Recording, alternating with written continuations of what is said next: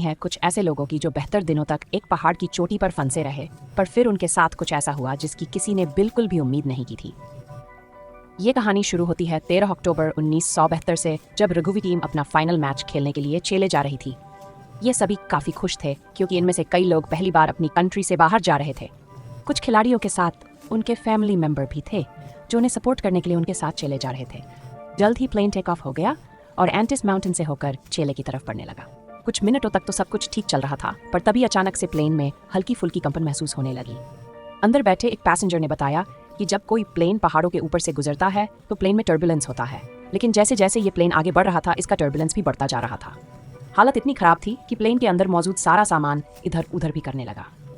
Pilots इस plane को संभालने की कोशिश कर रहे थे, पर इससे पहले कि वो कुछ कर पाते हैं टकराता है और दो हिस्सों में अलग हो जाता है।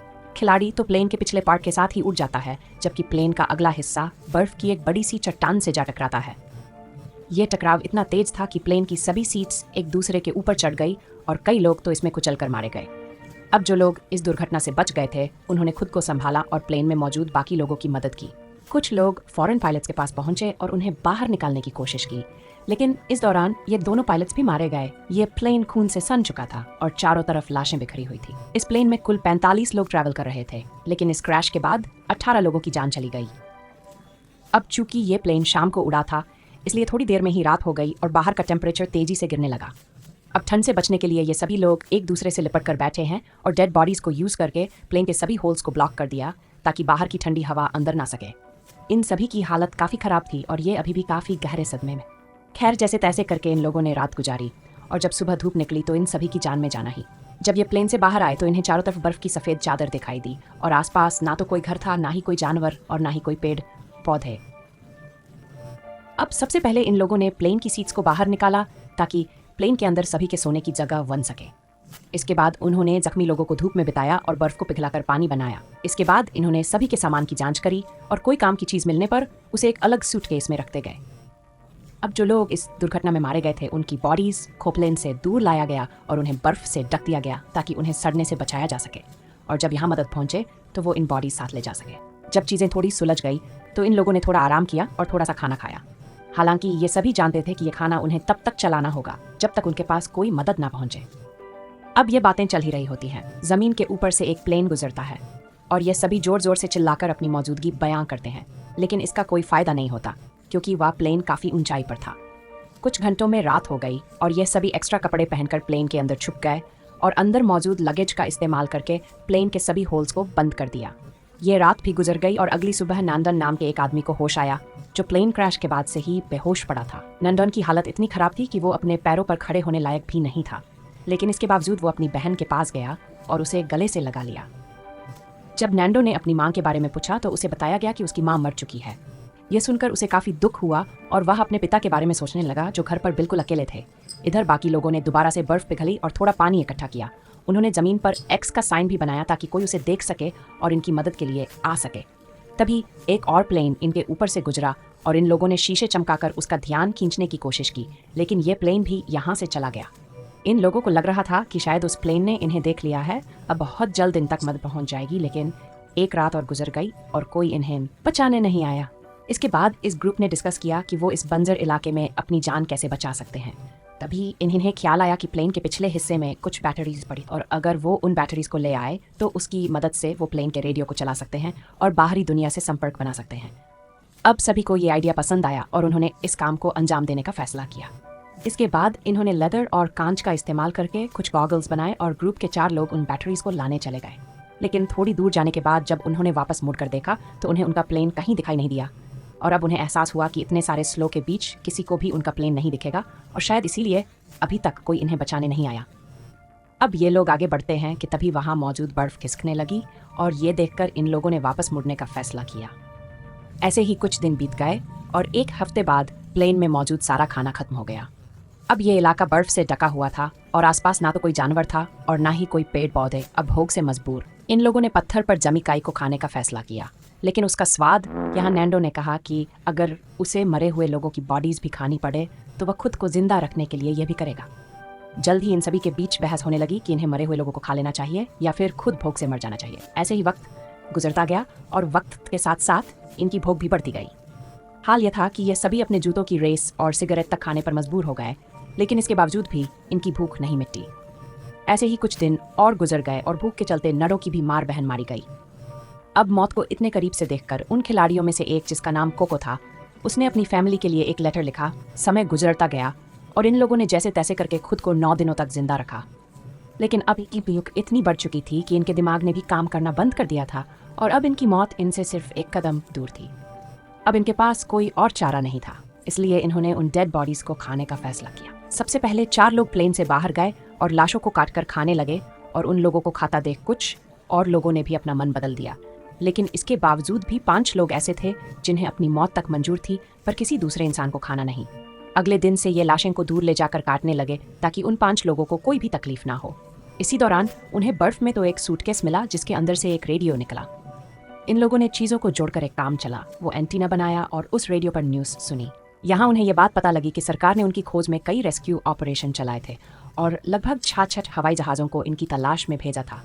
लेकिन इतनी कोशिशों के बावजूद जब इन लोगों का कोई अता पता नहीं था तो सरकार ने इन्हें मरा हुआ घोषित कर दिया।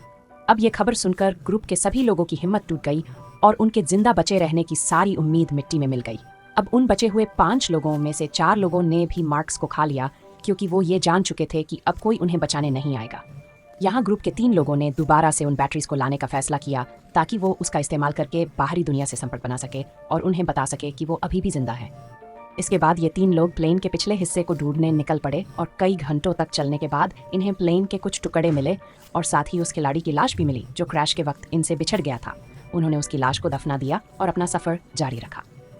घंटों की चढ़ाई के बाद ये सभी काफी थक चुके थे और उन बर्फीली हवाओं के चलते इनका सांस लेना भी मुश्किल हो रहा था। जल्दी रात हो गई और इन लोगों ने एक चट्टान की आड़ में छुपकर रात गुजारने का फैसला किया। अगली सुबह जब इनकी आंख खुली तो ये सभी बर्फ से ढके हुए थे और इन तीनों की हालत काफी खराब थी। इनमें से एक ही तो आंखें तक जग चुकी थी और बाकी दोनों अपने पैरों पर खड़े होने लायक भी नहीं थे। अब इनमें आगे बढ़ने की ताकत तो बिल्कुल नहीं थी, इसलिए ये सभी प्लेन के मलबे में बैठकर वापस लौट आए। इन लोगों को खाली हाथ देखकर पूरे ग्रुप में उदासी छा गई और उस आखिरी बंदे ने भी इंसानी मांस खा लिया और अपनी किस्मत को कोसता हुआ सो गया।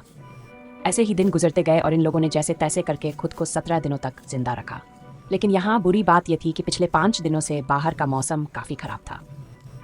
अब इस तूफान से बचने के लिए सभी प्लेन के अंदर बैठे होते हैं, तभी एक बड़ा सा तूफान इस प्लेन को बर्फ से भर देता है और अंदर मौजूद सभी लोग बर्फ के नीचे दब जाते हैं। अब जो लोग ऊपर रह गए थे वो इस हादसे से काफी घबरा गए, लेकिन फिर उन्होंने खुद को संभाला और बर्फ को खोदकर अंदर दबे लोगों को बाहर निकाला। अब सभी लोग तो समय रहते बाहर आ गए, लेकिन एक औरत बर्फ में काफी नीचे दब गई थी और दम घुटने से उस बेचारी की मौत हो गई। लेकिन अभी ये लोग इस हादसे से उबर पाते कि तभी एक और तूफान आता है और ये सभी दोबारा से बर्फ में दब जाते हैं। ये तो फन इतना तेज था कि कुछ लोगों की तो मौके पर ही मौत हो गई। अब अंदर फंसे लोगों ने फटाफट से एक छेद बनाया ताकि उन्हें थोड़ी ऑक्सीजन मिल सके। ये लोग हाथ जोड़कर सिर्फ यही प्रार्थना कर रहे थे कि अब इनके ऊपर और बर्फ ना गिरे, वरना ये सभी हमेशा के लिए यही दबकर रह जाएंगे। कुछ घंटों बाद इन्होंने खुद को संभाला और कुल 8 लाशों को इकट्ठा करके उन्हें एक कोने में रख दिया। अब 18वें दिन तक इन्हें अंदर तुम्हें पूरे 2 दिन गुजर चुके थे और इन 2 दिनों के बाद इनका भूख से बुरा हाल था। अब जिंदा रहने का सिर्फ एक ही रास्ता था कि वो अंदर मौजूद लाशों का मांस खा ले, लेकिन ऐसा कर पाना इन सभी के लिए काफी मुश्किल था क्योंकि ये सभी लाशें उनके अपनों की थी। अब ये सब देखकर नुमान के इस लड़के को काफी गुस्सा आया और वो प्लेन की खिड़की को तोड़ने लगा। इस दौरान कांच का एक टुकड़ा उसके पैर में घुस गया, लेकिन इसके बाद भी वो रुका नहीं और बर्फ में छेद करता गया और 2 दिनों की कड़ी मेहनत के बाद उन्होंने एक छेद बना लिया जिससे वो सभी बाहर निकल गए। अब बाहर आकर ये सभी इतने खुश थे मानो ये अपने घर पहुंच गए हों। इन्होंने जिंदा बचे रहने की खुशी मनाई और फिर बर्फ को खोदकर प्लेन को बाहर निकालने लगे। इस दौरान नुमा ये नोटिस करता है कि उसके पैर में जो चोट लगी थी उसमें अब कोई दर्द नहीं है क्योंकि बर्फ ने उसके घाव को सन कर दिया था। हालांकि उसने इस पर ज्यादा ध्यान नहीं दिया और बर्फ को खोदना जारी रखा। अब आसमान में सूरज निकला हुआ था, इसलिए उन्हें बर्फ को खोदने में ज्यादा परेशानी नहीं हुई और कुछ घंटों में ही प्लेन बाहर आ गया। अब धूप काफी अच्छी थी, इसलिए वो सभी प्लेन के पिछले हिस्से को ढूंढने की सोचने लगे, लेकिन इन्हें कोई आइडिया नहीं था कि वो उन बर्फीली रातों का सामना कैसे करेंगे।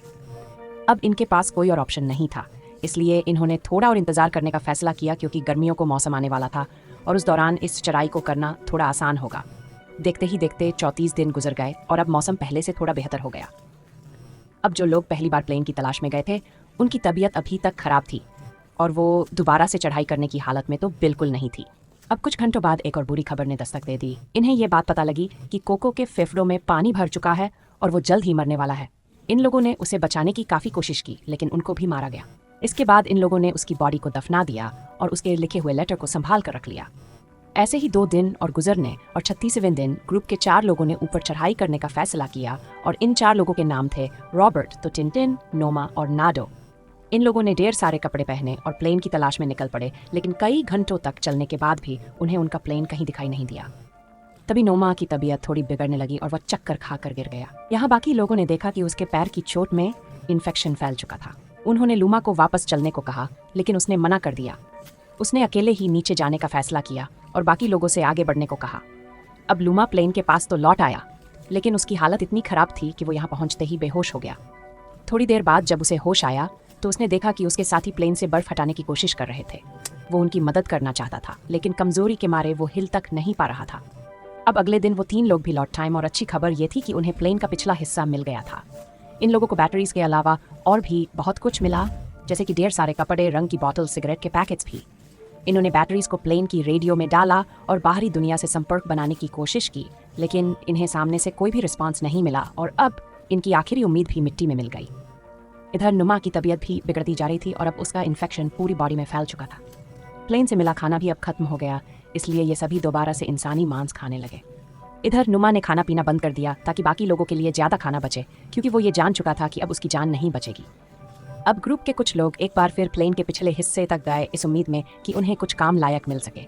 इस बार इनकी किस्मत ने साथ दिया और इन्हें एक वाटरप्रूफ कपड़ा मिला, जिसे आपस में जोड़कर इन्होंने एक स्लीपिंग बैग बनाया। इसके बाद उन्होंने रेडियो पर खबर सुनी कि क्रैश कॉल 58 दिन गुजर जाने के बाद अब सरकार उन्हें ढूंढने के लिए एक आखिरी मिशन चलाएगी। यह खबर सुनकर सभी में दोबारा से जान आ गई और जिंदा बचे रहने की एक छोटी सी उम्मीद मिली। यहाँ कुछ लोगों ने कहा कि हमें यहीं रुककर उनका इंतजार करना चाहिए, जबकि बाकी लोगों ने कहा कि अगर वो यहीं रहे तो कोई भी उन्हें देख नहीं पाएगा। उस रात नुमा की तबीयत बिगड़ने लगी, इसलिए उसने सभी से कहा कि जब वो मर जाए तो वो उसकी लाश को खाकर जिंदा बचे रहे। कुछ घंटों बाद ही नुमा की मौत हो गई और इन सभी को उसके पास से एक लेटर मिला। लेटर में नुमा ने लिखा था कि वो बहुत खुश है कि वो अपने दोस्तों के बीच मरा, क्योंकि उसे इससे अच्छी मौत नहीं मिल सकती। अब नुमा का ये लेटर पढ़कर सभी के अंदर एक अलग सा जोश आ गया और ग्रुप के 3 लोग दोबारा से मदद की तलाश में निकल पड़े। और ये 3 लोग थे रूबीटो, टिनटिन और नांदो। एक नया स्लीपिंग बैग और ढेर सारा खाना लेकर उन्होंने अपनी चढ़ाई शुरू की। इस बार इन तीनों ने ठान लिया था कि वो हर हाल में इन पहाड़ों को पार करेंगे और चिल्ले तक पहुंचकर सभी के लिए मदद बुलाएंगे। ये तीनों बिना रुके चढ़ाई करते रहे और जब रात हुई तो वो स्लीपिंग बैग के अंदर सो गए। अगली सुबह इन्होंने फिर से अपनी चढ़ाई शुरू कर दी और पहाड़ की चोटी तक पहुंच गए, लेकिन ऊपर का नज़ारा देखकर मानो इनकी हिम्मत सी टूट गई। इनके सामने पहाड़ी पहाड़ थे और इसका मतलब इन्हें अभी काफ़ी लंबा रास्ता तय करना था। इनके मन में ख्याल आया कि वो सभी वापस मुड़ जाए, क्योंकि इस सफ़र को पूरा करने के लिए उनके पास पर्याप्त खाना नहीं था। यहाँ ट्विटर ने अपना खाना इन दोनों को दे दिया और खुद वापस लौट गया ताकि ये दोनों इसको पूरा कर सके। हालांकि ये सफ़र काफ़ी लंबा और चुनौतियों से भरा हुआ था, लेकिन फिर भी इन दोनों ने हार नहीं मानी और आगे बढ़ते रहे और आखिर 10 दिनों तक लगातार चलने के बाद इन दोनों की मेहनत रंग लाई। ये दोनों एक ऐसे इलाके में पहुंचे जहां ऊपर के मुकाबले बर्फ काफ़ी कम थी। इन दोनों को एक साफ पानी की नदी भी मिली, जहां रुककर इन्होंने ढेर सारा पानी पिया। और तभी कुछ ऐसा हुआ जिसकी किसी ने उम्मीद नहीं की थी। इन्हें घोड़े पर सवार एक आदमी दिखा जो नदी के उस पार खड़ा था। इस आदमी को देखकर इनकी खुशी का तो ठिकाना नहीं था। इन लोगों ने जोर जोर से चिल्लाकर उस आदमी से मदद मांगी, लेकिन बहते पानी के शोर में वो आदमी कुछ सुन नहीं पा रहा था। इसलिए उसने एक पेपर और पेंसिल नदी के इस पर फेंका और इन दोनों ने उस कागज़ पर अपनी सारी कहानी लिख दी।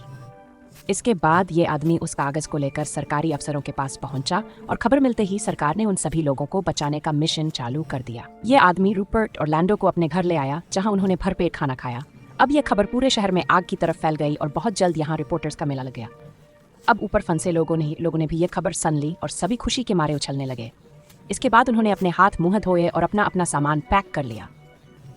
जल्दी रेस्क्यू टीम रोबर्टो और लैंडो को लेकर इस लोकेशन पर पहुंची और प्लेन क्रैश के 72 दिनों बाद आखिरकार इन लोगों को बचा लिया गया। इसके बाद इन सभी लोगों को शहर लाया गया, जहां ये लोग अपने परिवार वालों से मिले।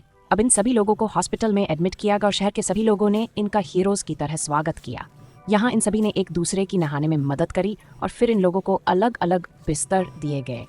लेकिन उस रात भी ये सभी एक दूसरे के साथ सोए, क्योंकि उस हादसे के बाद ये सभी काफ़ी गहरे सदमे में थे। कहानी के एंड में हमने जाना कि उस प्लेन में कुल 45 लोग ट्रैवल कर रहे थे, जिसमें से केवल 16 लोगों की जान बच पाई। आई होप आपको यह कहानी की पसंद आई होगी। वीडियो अच्छी लगी हो तो इसे एक लाइक ज़रूर कर देना और चैनल को भी सब्सक्राइब कर लेना। मिलते हैं अगली वीडियो में, पर तब तक के लिए be safe and keep chill. ये